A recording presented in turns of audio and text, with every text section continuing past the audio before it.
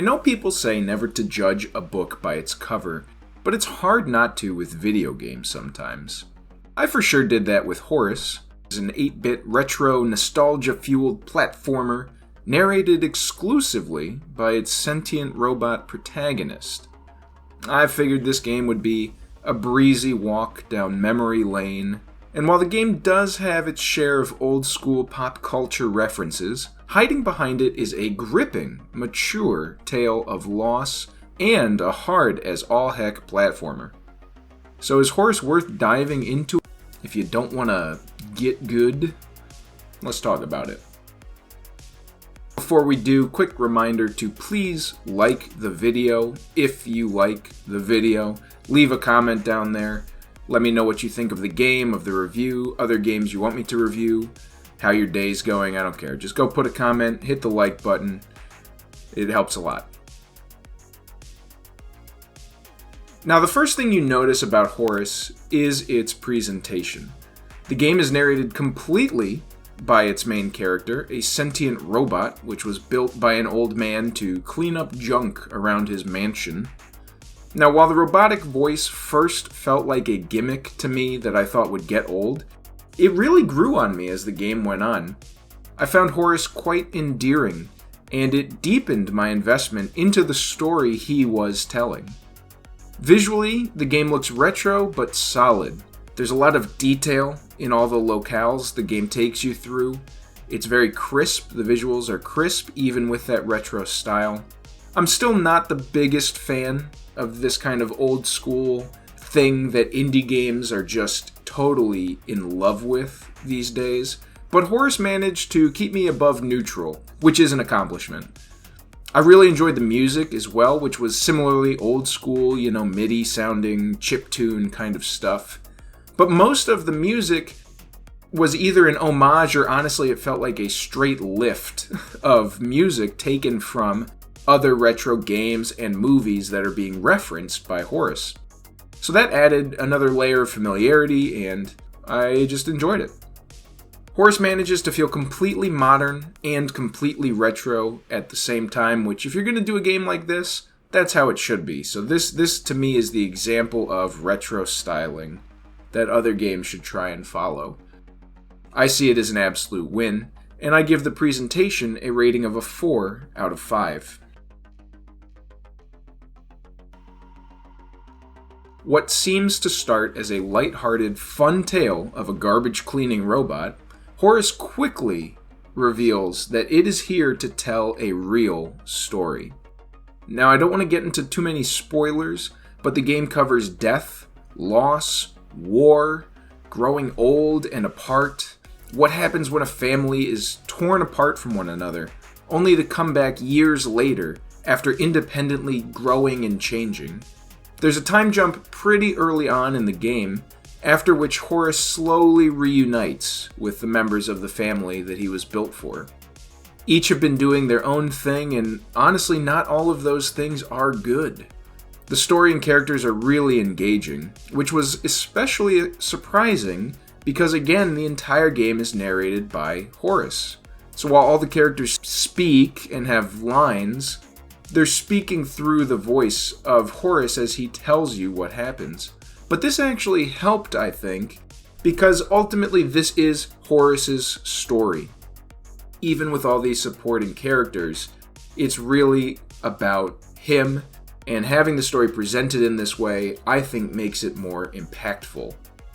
The story was great, and I would rate it 4 out of 5. Much like its story, the gameplay in Horace also takes a sharp turn early on, from casual platformer to Super Meat Boy levels of hair-pulling frustration. This game is a precision platformer with quite the difficulty curve. This is fine. I've played through similar games like Celeste, Super Meat Boy. However, in this game, personally, I found the controls to be a little floaty or slidey. I don't know what the right word is. But it just felt like sometimes I would try to slightly move Horace, and he would fly across the screen into his death. This led to a lot of deaths feeling unfair, and I think if they had tightened it up, it would have been a lot crisper. The game also has this gravity-defying mechanic. Horace can walk on walls or walk around platforms, which is cool and leads to some nice platforming puzzles. However, sometimes when you're trying to jump from one platform to another, instead the game would think you were trying to walk around the platform. This happened a few times, so I would jump and Horace would sort of orbit around the platform rather than go over to the other platform I was trying to jump to and then sail off the screen. That was awful. It was very frustrating. It didn't happen a ton, but it happened enough. The game, I do have to give the game credit. It is a little nicer than some of its genre contemporaries. It will give you free lives if you're taking too many attempts. You can also buy them before you go into the various platforming sections. These just allow you to get hit without being sent back to a checkpoint. Now, if you'd rather get good, those are totally optional. You can turn them off. You don't have to pick them up. They aren't given to you. They just are placed somewhere where you can get them easily. So if you do want to try and do the game the way it was meant to be played, you can. And if you're getting annoyed and frustrated, the game will also sort of help you out a bit. I do appreciate that. I appreciate what the dev was going for here with the difficulty. But again, it's just a little floaty. The controls were just a little too imprecise for my liking. So instead of having the satisfaction when you complete a level that you get in Super Meat Boy or Celeste, where you feel like you finally overcame yourself, this one instead felt like you overcame the game's shortcomings. It was frustrating, and it was more a relief to be done with that frustration than it was the satisfaction of finally doing what you've been trying to do. It's a subtle difference, but it's there, and that's what keeps Horace, to me, from reaching that same level that some of the other greats in the genre have attained. Now, in addition to the platforming, there are a lot of small sections that feature callbacks to retro games.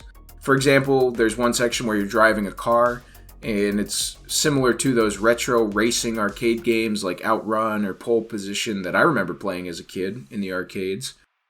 These are great. They break up the platforming. They are usually relevant to the story as well, and they don't overstay their welcome. They're a nice addition. You can also find standalone arcade cabinets. There's some side activities that Horace can do to earn some money to buy upgrades for his character.